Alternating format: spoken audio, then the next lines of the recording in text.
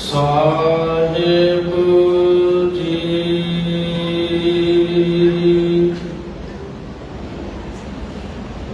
ਇੱਕ ਓੰਕਾਰ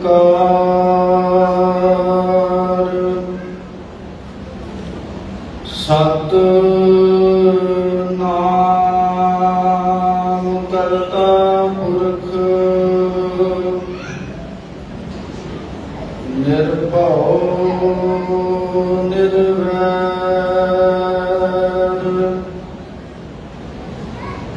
ਅਕਾਲ ਮੂਰਤ ਅਜੂਨੀ ਸੈਭੰ ਗੁਰ ਪ੍ਰਸਾਦ ਜਪ ਆਦ ਸੱਚ ਜੁਗਾਦ ਸੱਚ ਹੈ ਵੀ ਸੱਚ ਨਾਨਕ ਹੋਸੀ ਵੀ ਸੱਚ। ਕਿਰਪਾ ਕਰੋ ਦੀਨ ਕੇ ਦਾਤੇ ਮੇਰਾ ਗੁਣ ਅਵਗਣ ਨਾ ਵਿਚਾਰੋ ਕੋਈ। ਮਾਟੀ ਕਾ ਕਿਆ ਧੋਪੈ ਸੁਆਮੀ ਮਾਨਸ ਕੀ ਗਤ ਏਹੀ। ਵਾਹਿਗੁਰੂ ਜੀਓ ਸਤ ਗੁਰੂ ਅਰਜਨ ਆ ਜੁਮਲਾ ਜੁਦੋ ਫਜ਼ਾਲ ਹਕੀਕਤ ਪਿਓ ਹਿੰਦ ਹੈ ਹੱਕੇ ਜਮਾਲ।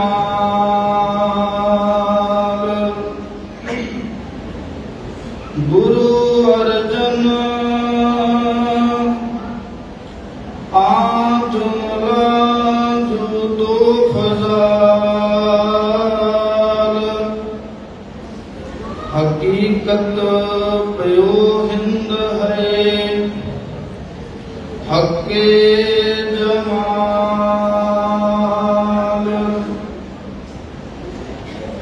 ਪਰਮ ਸਨਮਾਨਯੋਗ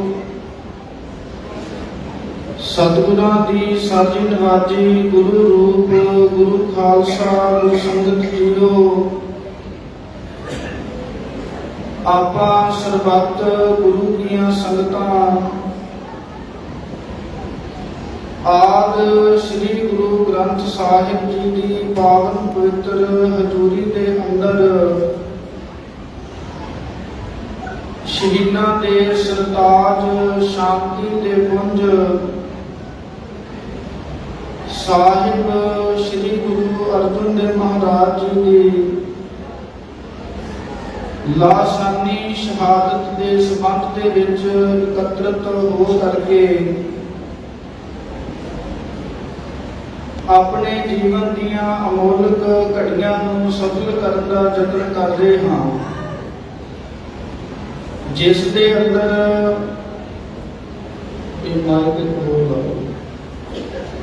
ਦੇ ਅੰਦਰ ਪਿਛਲੇ ਲੰਬੇਰੇ ਸਮੇਂ ਤੋਂ ਜੋ ਗੁਰਬਾਣੀ ਦਾ ਪਾਵਨ ਪਵਿੱਤਰ ਗੁਰਬਾਣੀ ਕੀਰਤਨ ਔਰ ਨਾਲ ਗੁਰਮਤਿ ਵਿਚਾਰਾਂ ਦੀ ਸਾਂਝ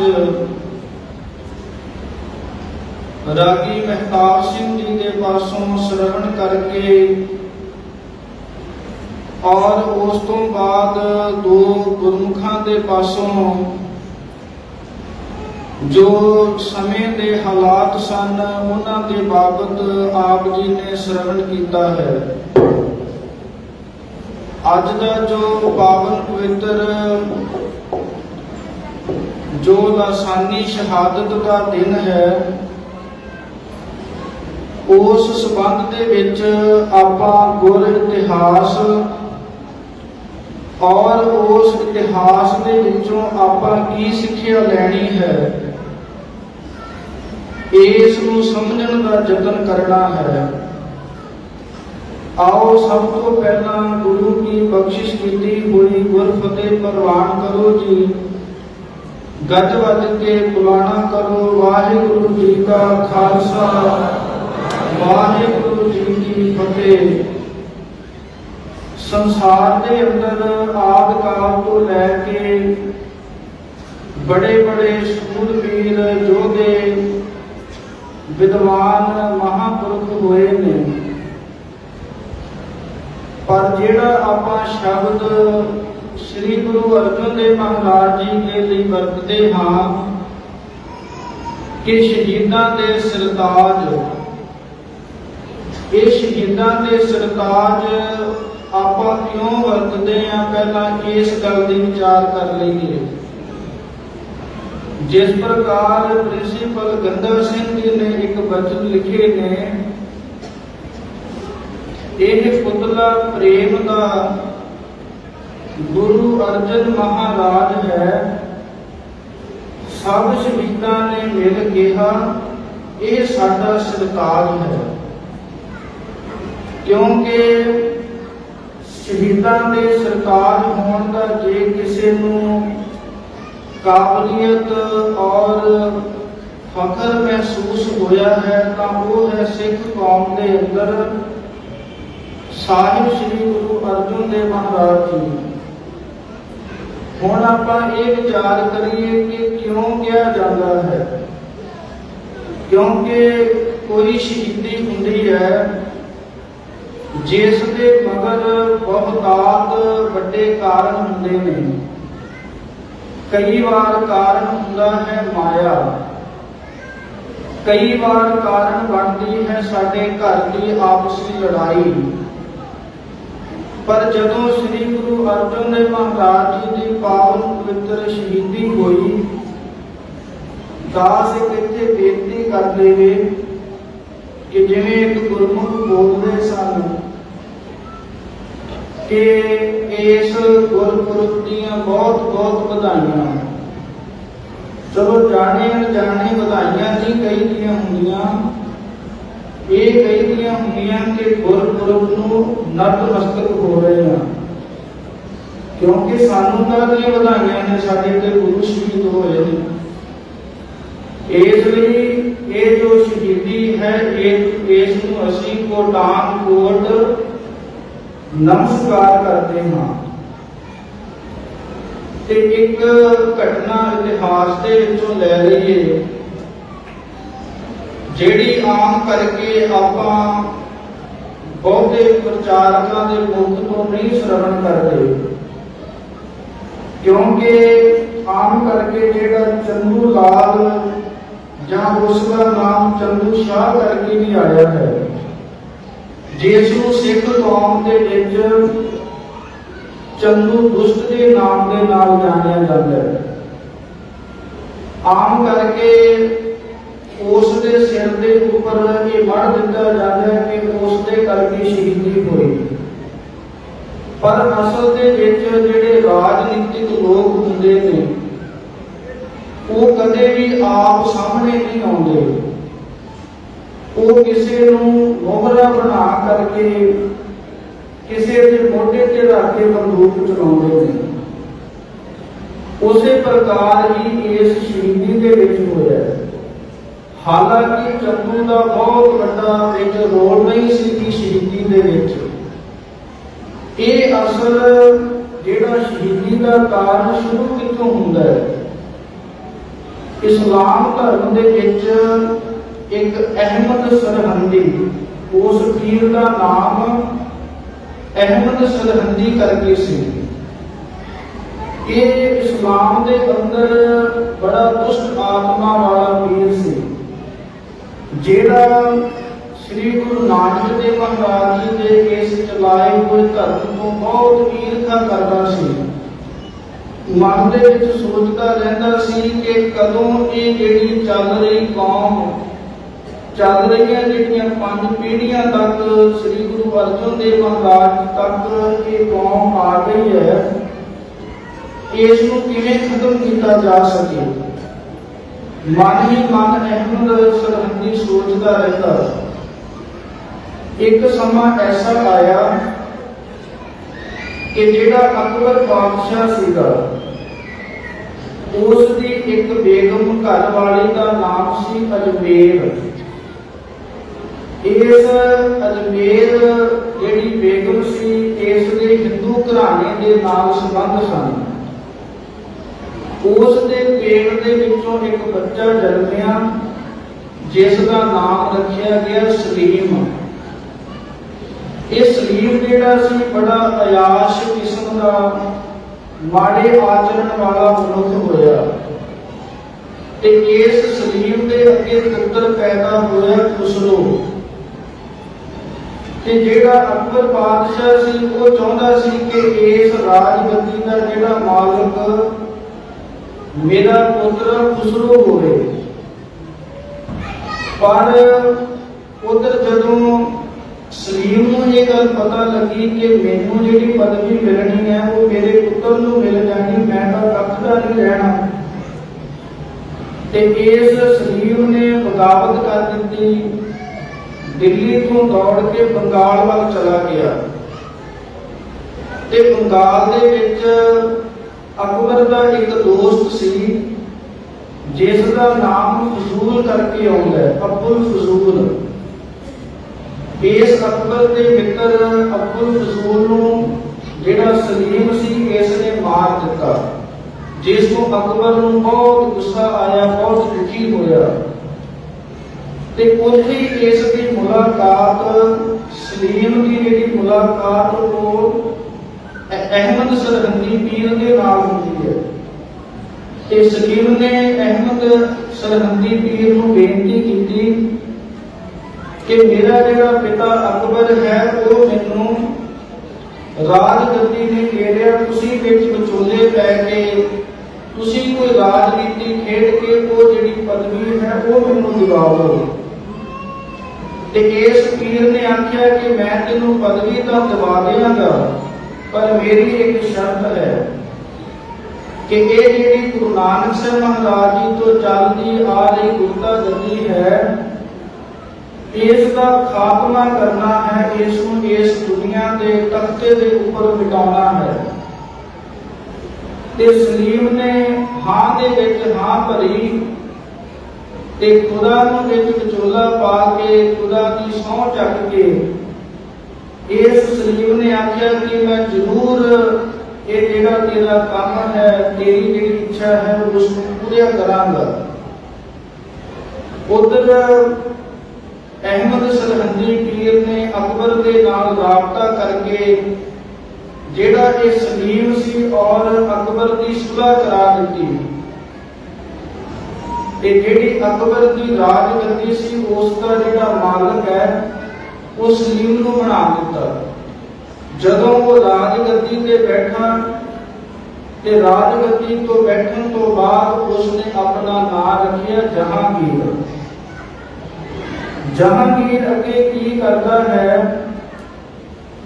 उसने सोचा कि हुण किसी न किसी तरह ये जिहड़ा मैं वचन उस पीर दे नाल कर आया हां उसनूं पूरा भी करना है।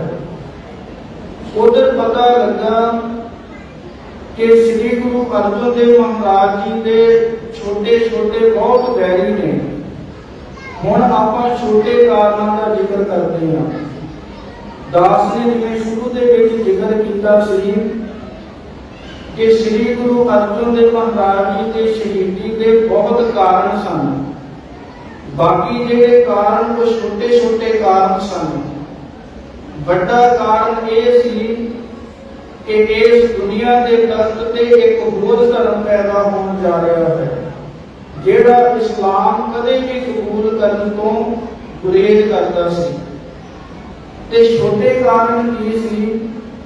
छोटा एक कारण सी चंदू की जिहड़ी लड़की सरा कौर का रिश्ता मोड़ना।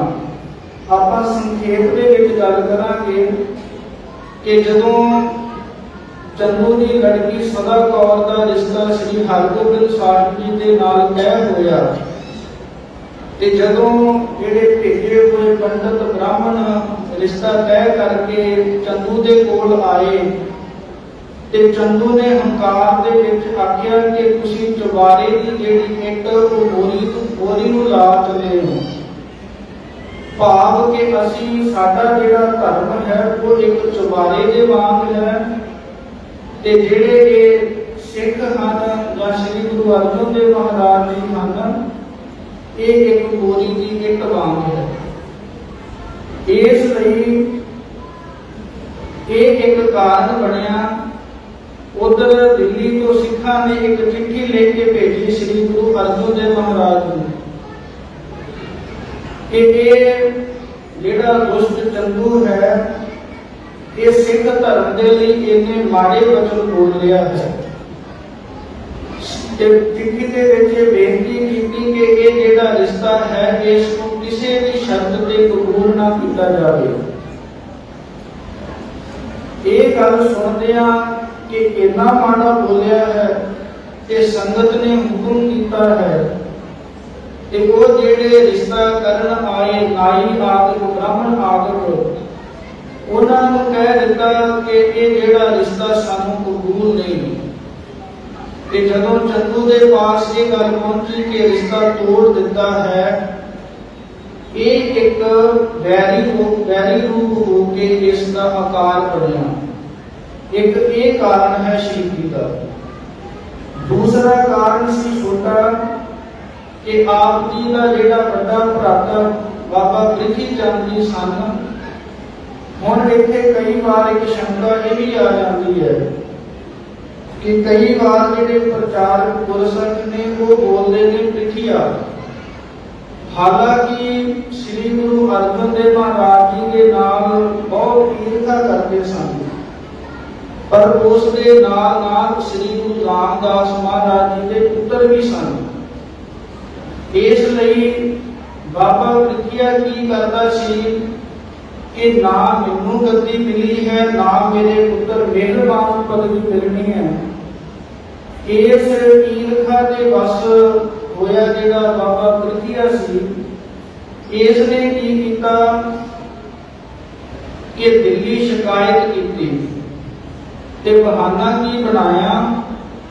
ਬਹਾਨਾ ਇਹ ਬਣਾਇਆ ਕਿ ਜਿਹੜਾ ਮੇਰਾ ਪੁੱਤਰ ਮਿਹਰਬਾਨ ਸੀ ਇਸ ਨੂੰ ਜਦੋਂ ਸ੍ਰੀ ਗੁਰੂ ਹਰਿਗੋਬਿੰਦ ਸਾਹਿਬ ਮਹਾਰਾਜ ਜੀ ਦਾ ਜਨਮ ਨਹੀਂ ਹੋਇਆ ਸੀ ਉਸ ਵੇਲੇ ਮੇਰੇ ਪੁੱਤਰ ਨੂੰ ਸ੍ਰੀ ਗੁਰੂ ਅਰਜਨ ਦੇਵ ਮਹਾਰਾਜ ਜੀ ਨੇ ਮੁੱਤਬੰਨਾ ਪੁੱਤਰ ਬਣਾਇਆ ਸੀ।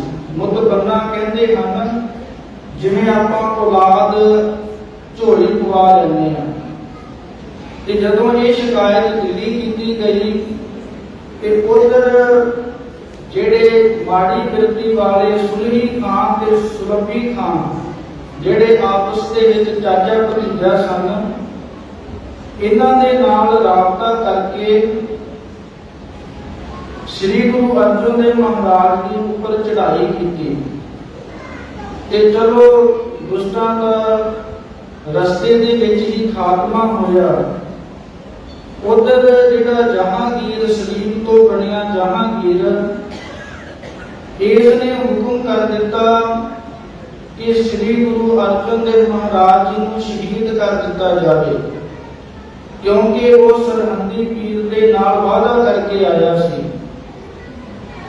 ਇਸ ਤੋਂ ਬਾਅਦ ਸ੍ਰੀ ਗੁਰੂ ਅਰਜਨ ਦੇਵ ਮਹਾਰਾਜ ਜੀ ਨੇ ਕੀ ਕੀਤਾ ਕਿ 7 ਜੇਠ ਨੂੰ 1672 ਬਿਕਰਮੀ ਨੂੰ ਸ੍ਰੀ ਗੁਰੂ ਹਰਿਗੋਬਿੰਦ ਸਾਹਿਬ ਮਹਾਰਾਜ ਜੀ ਨੂੰ ਗੁਰਗੱਦੀ ਦੇ ਉੱਪਰ ਬਿਠਾ ਕਰਕੇ ਗੁਰਗੱਦੀ ਦਾ ਤਿਲਕ ਲਾ ਕਰਕੇ ਆਪ ਲਾਹੌਰ ਨੂੰ ਚਾਲੇ ਪਾ ਦਿੱਤੇ। ਕਈ ਇਤਿਹਾਸਕਾਰਾਂ ਨੇ ਇਹ ਲਿਖਿਆ ਹੈ ਕਿ ਸ੍ਰੀ ਗੁਰੂ ਅਰਜਨ ਦੇਵ ਮਹਾਰਾਜ ਜੀ ਨੂੰ ਮੁਰਤਜ਼ਾ ਖਾਂ ਮੁਗਲ ਫੜ ਕੇ ਲੈ ਕੇ ਗਿਆ ਸੀ ਪਰ ਜਦੋਂ ਖੋਜ ਕਰਕੇ ਵੇਖਦੇ ਹਾਂ ਤੇ ਸ੍ਰੀ ਗੁਰੂ ਅਰਜਨ ਦੇਵ ਮਹਾਰਾਜ ਜੀ ਆਪ 5 ਸਿੱਖਾਂ ਦੇ ਸਮੇਤ ਸ੍ਰੀ ਅੰਮ੍ਰਿਤਸਰ ਸਾਹਿਬ ਤੋਂ ਲਾਹੌਰ ਨੂੰ ਗਏ। ਲਾਹੌਰ ਦੇ ਵਿੱਚ ਇੱਕ ਭਗਤ ਸੁਧੂ ਕਰਕੇ ਭਗਤ ਸੀਗਾ, ਜੋ ਸ੍ਰੀ ਗੁਰੂ ਅਰਜਨ ਦੇਵ ਮਹਾਰਾਜ ਜੀ ਦਾ ਬੜਾ ਪ੍ਰੇਮੀ ਨਿਮੀ ਗੁਰਸਿੱਖ ਸੀ। ਮਨ ਹੀ ਮਨ ਬੇਨਤੀਆਂ ਕਰਦਾ ਸੀ ਕਿ ਸਤਿਗੁਰੂ ਜੀਓ ਸਾਨੂੰ ਹੀ ਦਰਸ਼ਨ ਦਿਓ। ਤੇ ਸਤਿਗੁਰੂ ਜੀ ਪੰਜਾਂ ਸਿੰਘਾਂ ਦੇ ਸਮੇਤ, ਸਿੱਖਾਂ ਦੇ ਸਮੇਤ ਭਾਈ ਸੁਧੂ ਭਗਤ ਨੂੰ ਦਰਸ਼ਨ ਦੇਣ ਦੇ ਲਈ ਲਾਹੌਰ ਪਹੁੰਚੇ। ਤੇ ਉਸ ਤੋਂ ਬਾਅਦ ਆਪ ਵਜ਼ੀਰ ਖਾਂ ਜਹਾਂਗੀਰ ਦੇ ਪਾਸ ਜਾ ਕੇ ਕੈਦ ਹੋਏ। ਕੈਦ ਸ਼ਬਦ ਸਿਰਫ ਇੱਕ ਗੱਲ ਸਮਝਣ ਨੂੰ ਹੈ, ਗੁਰੂ ਨੂੰ ਕੋਈ ਕੈਦ ਨਹੀਂ ਕਰ ਸਕਦਾ, ਕਿਉਂਕਿ ਗੁਰੂ ਦੀ ਜਿਹੜੀ ਸ਼ਖਸੀਅਤ ਹੈ ਉਹ ਐਸੀ ਹੈ ਜਿਸ ਨੂੰ ਪਿੰਜਰਾ ਡੱਕ ਨਹੀਂ ਸਕਦਾ। ਕਿਉਂਕਿ ਜਿਵੇਂ ਆਪਾਂ ਦੇਖਦੇ ਹਾਂ ਕਿ ਇਤਿਹਾਸ ਦੇ ਵਿੱਚੋਂ ਕਈ ਐਸੇ ਪ੍ਰਸੰਗ ਮਿਲਦੇ ਹਨ ਜਿਨ੍ਹਾਂ ਦੇ ਵਿੱਚ ਸਿੱਖਾਂ ਨੇ ਬੇਨਤੀ ਕੀਤੀ ਕਿ ਸਤਿਗੁਰੂ ਜੀਓ ਤੁਸੀਂ ਹੁਕਮ ਕਰੋ, ਅਸੀਂ ਇਹ ਦੁਨੀਆ ਦਾ ਕਰਤਾ ਪਲਟਾ ਦਿੰਦੇ ਹਾਂ। ਤੇ ਜਿਸ ਦੇ ਸਿੱਖ ਏਡੇ ਮਹਾਨ ਹੋਣ ਉਹ ਆਪ ਗੁਰੂ ਕੈਸਾ ਮਹਾਨ ਹੋਵੇਗਾ। ਜਾ ਕਰਕੇ ਜਹਾਂਗੀਰ ਦੇ ਪਾਸ ਹਾਜ਼ਰ ਹੋਏ ਤੇ ਉਧਰ ਜਹਾਂਗੀਰ ਨੇ ਕੀ ਕੀਤਾ ਕਿ ਆਪ ਬੁਰਾ ਬਣਨ ਦੀ ਜਗ੍ਹਾ ਤੇ ਚੰਦੂ ਨੂੰ ਅੱਗੇ ਕਰ ਦਿੱਤਾ ਕਿ ਇੱਕ ਤਾਂ ਮੇਰਾ ਜਿਹੜਾ ਕੀਤਾ ਹੋਇਆ ਵਚਨ ਪੀਰ ਅਹਿਮਦ ਸਰਹੰਦੀ ਦੇ ਨਾਲ ਉਹ ਵੀ ਪੂਰਾ ਹੋ ਜਾਵੇਗਾ, ਤੇ ਦੂਸਰਾ ਜਿਹੜਾ ਚੰਦੂ ਹੈ ਆਪਣੀ ਲੜਕੀ ਦਾ ਜਿਹੜਾ ਰਿਸ਼ਤਾ ਹੋਇਆ ਸੀ ਉਸ ਦਾ ਬਦਲਾ ਲੈ ਲਵੇਗਾ। ਪਰ ਜਹਾਂਗੀਰ ਇਹ ਜਾਣਦਾ ਨਹੀਂ ਸੀ ਕਿ ਜਿਹੜਾ ਇਤਿਹਾਸ ਹੈ ਉਹ ਕੋਈ ਵੀ ਗੱਲ ਲੁਕੀ ਨਹੀਂ ਰਹਿੰਦੀ।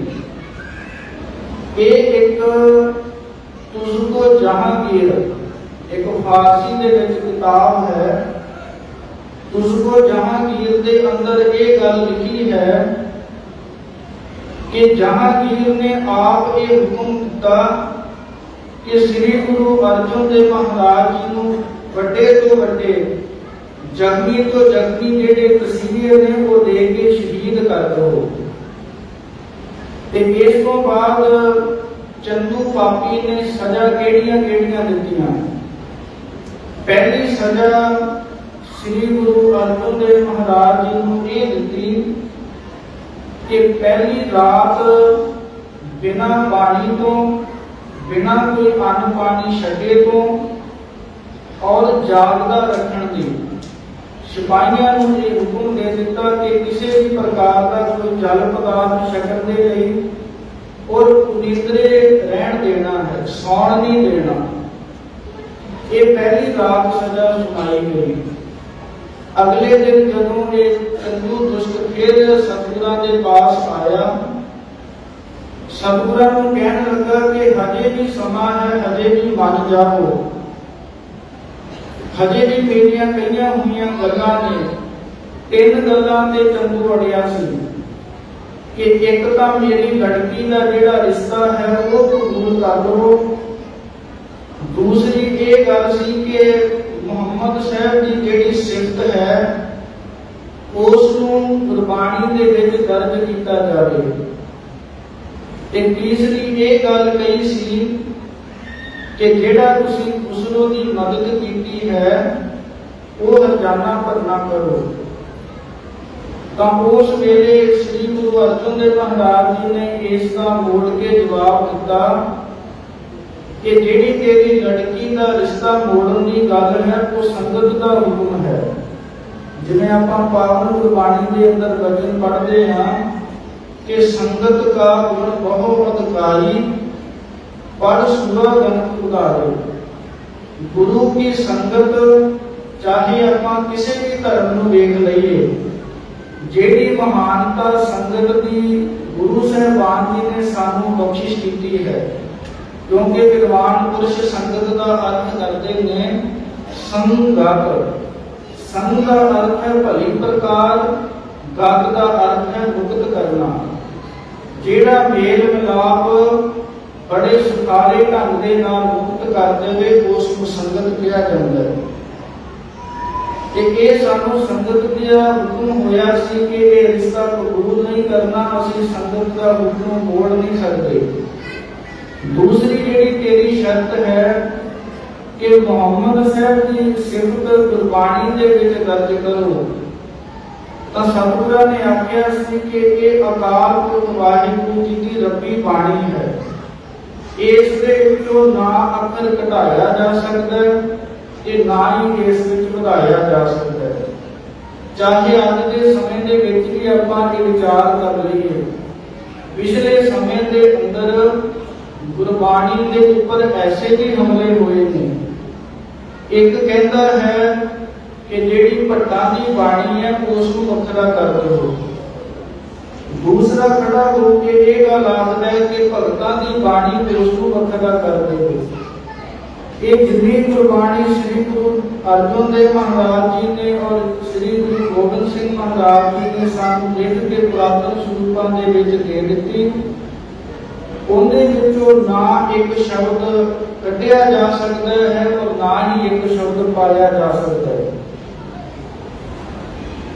इस तो बाद दूसरी ये गल आखी कि ये कदे भी नहीं हो सकता कि असी उस रब्बी बाणी के हुक्म दे विच कोई विघन पाइए, क्योंकि जैसी मैं आवे कसम की बाणी ऐसरा करी ज्ञान वे लागो। ऐसरा मतलब उसी प्रकार ही, कोई अपने कोलों बात घाट नहीं करनी। ये तीसरी गल जिहड़ी खजाना भरनी है, तू 2 लाख खजाना भरन की गल करता है, असीं तेनू 2 रुपये भी नहीं दे के राजी, क्योंकि ये संगत की माया है। संगत की माया को असीं शरीर के ऊपर नहीं खर्च कर सकते। ते तेरा जिहड़ा एक इस्लाम धर्म, तेरे पैरोकारां दा जिहड़ा धर्म है, उस नूं असीं हरगिज़ कबूल नहीं करांगे। इस प्रकार जदों दूसरे दिन भी सतगुरां ने चंदू की गल मनों इनकार कर दिता, दूसरे दिन ये सजा सुनाई गई कि आप जी नूं देगे दे विच पानी पा के विच उबालिया जावे। ते दुष्टां ने ये कीता, श्री गुरु अर्जुन देव महाराज जी के स्वरूप नूं पानी गर्म करके हेठां अग बाल के स्वरूप देगे दे विच उबालिया गया, जिस दे नाल शरीर के ऊपर जिहड़े छाले सन वो पै गए। इत्थे ही बस नहीं, उस तो अगले दिन ये सजा सुनाई गई कि तवी नूं लाल सूहा करके लाल सूहा ऊपर रेता पाया जावे। आपां तस्वीरां दे विच भी देखदे हां कि जिहड़ा रेता वो शीश दे ऊपर पाया जा रहा है, क्योंकि अपने शरीर दे विच जिहड़ा सिर है, दिमाग है, बहुत कमजोर हिस्सा है, जिस दे ऊपर जिहड़ा दर्द है वो ज्यादा महसूस होंदा है। उस तो अगे इत्थे ही बस नहीं, चौथे दिन ये सजा सुनाउण दा हुक्म कीता कि जे हजे भी ये मन नहीं रहे, हजे भी अपनी जिहड़ी पीन कनौड़ है उसनूं छड्ड नहीं रहे, ते चौथे दिन ये सजा सुनाउण दा हुक्म कर दिता कि एक गां नूं मार करके उस दे चमड़े दे विच सतगुरां दा जिहड़ा स्वरूप है उसनूं वलेट करके बाहरों अग लाई जावे। उन्हां दा ख्याल ये सी, क्योंकि जिवें अज दे समय भी आपां समझदे हां कि गुरु नूं आपां एक मनुख दा दर्जा दे दिंदे हां, पर असल दे विच गुरु की है? गुर परमेश्वर एको जान। गुरु दी सोच गुर कहिया साकार मावो, गुर की करनी काहे तावो। गुरु दे कैसे कौतक ने ये साडी बुद्धि नहीं समझ सकती, क्योंकि जिहड़ी गुरु की गल है ये बुद्धि तो अगे शुरू होंदी है।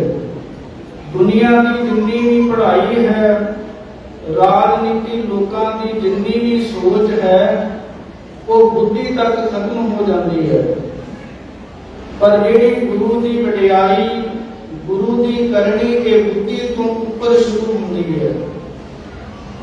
ते चौथे दिन जदों ये हुक्म कीता ते श्री गुरु अर्जुन देव महाराज जी ने आख्या ਕਿ ਅਸੀਂ ਪਹਿਲਾਂ ਇਸ਼ਨਾਨ ਕਰਨਾ ਚਾਹੁੰਦੇ ਹਾਂ। ਚਾਹੇ ਇਸ਼ਨਾਨ ਕਰਨ ਦੀ ਅਵਸਥਾ ਨਹੀਂ ਸੀ, ਪਰ ਸਤਿਗੁਰਾਂ ਦੇ ਨਾਲ ਜਿਹੜੇ 5 ਗੁਰਸਿੱਖ, ਉਹਨਾਂ ਨੇ ਸਤਿਗੁਰਾਂ ਦਾ ਜਿਹੜਾ ਪਾਵਨ ਸਰੂਪ ਸੀ ਉਸ ਨੂੰ ਨਾਲ ਹੀ ਵਗਦੇ ਰਾਵੀ ਦਰਿਆ ਦੇ ਕੋਲ ਸਤਿਗੁਰਾਂ ਨੂੰ ਇਸ਼ਨਾਨ ਕਰਵਾਇਆ। ਇੱਥੇ ਹੁਣ ਅੱਗੇ 2 ਪੱਖ ਵਿਦਵਾਨਾਂ ਨੇ ਲਿਖੇ ਨੇ। ਕਈ ਵਿਦਵਾਨਾਂ ਦਾ ਮੰਨਣਾ ਇਹ ਹੈ ਕਿ ਸਤਿਗੁਰਾਂ ਦਾ ਪਾਵਨ ਸਰੂਪ ਜਲ ਪ੍ਰਵਾਹ ਹੋ ਗਿਆ ਸੀ।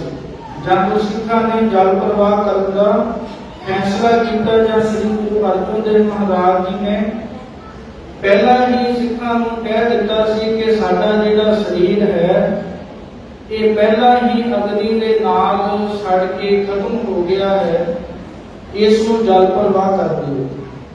ਦੂਸਰਾ ਜਿਹੜਾ ਸਰੋਤ ਮਹਿਮਾ ਪ੍ਰਕਾਸ਼ ਵਾਰਤਕ ਪੁਸਤਕ ਦੇ ਵਿੱਚੋਂ ਮਿਲਦਾ ਹੈ, ਉਹਦੇ ਵਿੱਚ ਬਚਨ ਆਉਂਦੇ ਨੇ ਕਿ ਸਤਿਗੁਰਾਂ ਦੇ ਪਾਵਨ ਸਰੂਪ ਦਾ ਸੰਸਕਾਰ ਹੋਇਆ ਸੀ। ਨਾਲ ਗੁਰਸਿੱਖਾਂ ਨੇ, ਸੰਗਤਾਂ ਨੇ ਮਿਲ ਕਰਕੇ ਭਜਨ ਕੀਰਤਨ ਕੀਤਾ, ਜਿੱਥੇ ਅੱਜ ਗੁਰਦੁਆਰਾ ਡੇਹਰਾ ਸਾਹਿਬ ਲਾਹੌਰ ਵਿਖੇ ਸੁਸ਼ੋਭਿਤ ਹੈ। ਹੁਣ ਇਸ ਤੋਂ ਅੱਗੇ ਪਹਿਲਾ ਇੱਕ ਵਚਨ ਉਸ ਦੀ ਸਾਂਝ ਪਾ ਦਈਏ ਕਿ ਜਦੋਂ ਸੁਲਹੀ ਔਰ ਸੁਲਭੀ ਖਾਂ ਚੜ੍ਹਾਈ ਕਰਕੇ ਆਉਂਦੇ ਸਨ, ਉਸ ਵੇਲੇ ਸਿੱਖਾਂ ਨੇ ਆਖਿਆ ਕਿ ਸਾਨੂੰ ਵੀ ਅੱਗੋਂ ਮੁਕਾਬਲਾ ਕਰਨਾ ਚਾਹੀਦਾ ਹੈ। ਪਰ ਸਤਿਗੁਰਾਂ ਨੇ ਇਹ ਇੱਕ ਉੱਥੇ ਵਚਨ ਕੀਤਾ ਕਿ ਹੁਣ ਜਿਹੜੀ ਸੰਗਤ ਹੈ, ਜਿਹੜੇ ਗੁਰਸਿੱਖ ਹਨ, ਉਹ ਲੜਨ ਦੇ ਕਾਬਿਲ ਨਹੀਂ। ਕਹਿਣ ਦਾ ਭਾਵ ਇਹ ਹੈ ਕਿ ਸਮਾਂ ਵਿਚਾਰਨਾ ਚਾਹੀਦਾ ਹੈ। ਸਮੇਂ ਦੇ ਅਕੋਰਡਿੰਗ, ਸਮੇਂ ਦੇ ਅਨੁਸਾਰ ਨਿਰਣਾ ਲੈ ਕਰਕੇ ਉਸ ਦੇ ਅਨੁਸਾਰ ਢਲਣਾ ਚਾਹੀਦਾ ਹੈ। ਤੇ ਇਸ ਤੋਂ ਬਾਅਦ ਆਪਾਂ ਬੇਨਤੀ ਇਹ ਕਰਦੇ ਸਾਂ ਕਿ ਜੋ ਚੱਲਦਾ ਪ੍ਰਕਰਨ ਹੁੰਦਾ ਹੈ, ਵਿਦਵਾਨਾਂ ਨੇ ਇੱਕ ਖਿਆਲ ਪੈਦਾ ਕੀਤਾ ਹੈ ਕਿ ਜਿਹੜੀ ਗੱਲ ਪਹਿਲਾਂ ਕੋਈ ਪ੍ਰਚਾਰਕ ਜਾਂ ਕੋਈ ਲੈਕਚਰ ਦੇਣ ਵਾਲਾ ਛੱਡ ਜਾਵੇ, ਉਸ ਨੂੰ ਅੱਗੇ ਤੋਰਨਾ ਹੁੰਦਾ ਹੈ। ਇੱਥੇ ਗੱਲ ਸ਼ਾਇਦ ਬਲਵਿੰਦਰ ਸਿੰਘ ਜੀ ਨਾਮ ਹੈ ਉਹਨਾਂ ਦਾ, ਉਹ ਗੱਲ ਕਰਕੇ ਗਏ ਸਨ ਕਿ ਸਿੱਖਾਂ ਦਾ ਅੱਜ ਬਹੁਤ ਬੁਰਾ ਹਾਲ ਹੈ। ਉਸ ਦੇ ਆਪਾਂ ਕਾਰਨ ਵਿਚਾਰਨ ਦਾ ਯਤਨ ਕਰੀਏ 1-2 ਮਿੰਟ। ਸਭ ਤੋਂ ਪਹਿਲਾਂ ਆਪਾਂ ਇਹ ਝਾਤ ਮਾਰੀਏ ਕਿ ਸਾਡੇ ਪਰਿਵਾਰਾਂ ਦੇ ਵਿੱਚੋਂ ਕਿੰਨੇ ਮੈਂਬਰ ਨੇ ਤੇ ਉਹਨਾਂ ਕਿੰਨੇ ਮੈਂਬਰਾਂ ਦੇ ਵਿੱਚੋਂ ਸੰਪੂਰਨ ਕੇਸਾਧਾਰੀ ਅਸੀਂ ਕਿੰਨੇ ਹਾਂ। ਕੀ ਅਸੀਂ ਆਪਣੇ ਦਾੜੇ ਪ੍ਰਕਾਸ਼ ਕਰਦੇ ਹਾਂ?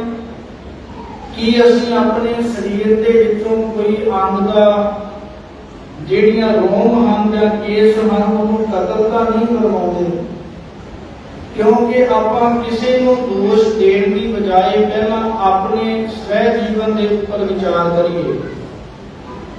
ਦੂਸਰਾ ਆਪਾਂ ਇਹ ਖਿਆਲ ਕਰੀਏ ਕਿ ਅਸੀਂ ਆਪ ਕਿੰਨਾ ਕੁ ਪੰਜਾਬੀ ਦੇ ਨਾਲ, ਗੁਰਮੁਖੀ ਦੇ ਨਾਲ ਜੁੜੇ ਹਾਂ।